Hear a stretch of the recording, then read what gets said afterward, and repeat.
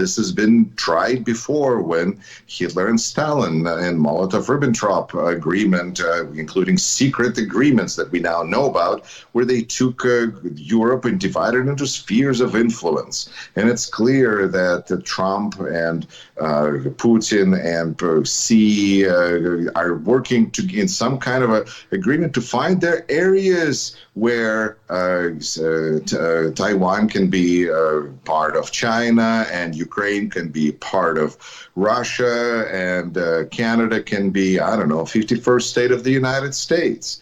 And this doesn't mean that it's going to be reality, but it can really hurt our relations with other countries.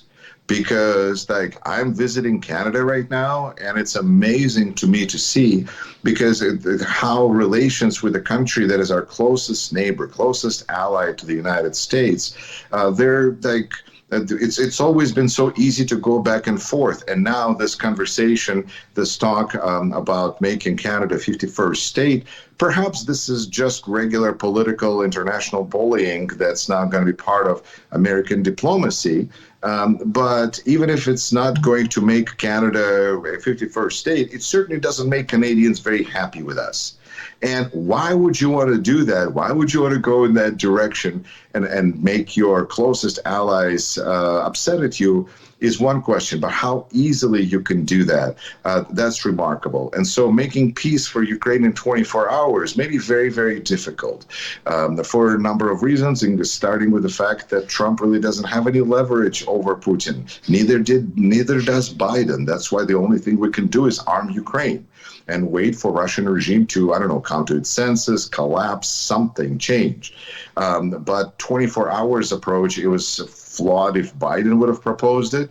It doesn't make sense if Trump proposes. It does make sense in one possible approach. If 24 hours is the time with which you could say that Donald Trump could put an end to permissions for Ukraine to use weapons deep inside Russian territory, withdraw any permission for Ukraine to use American weapons, anything within his executive power, and then on top of that, you add Elon Musk with his a lot of ability and capacity to control internet and communication in Ukraine, and 24 hours can seem a pretty reasonable amount of time to accomplish those things and leave Ukraine in a very bad position, after which, something else can occur.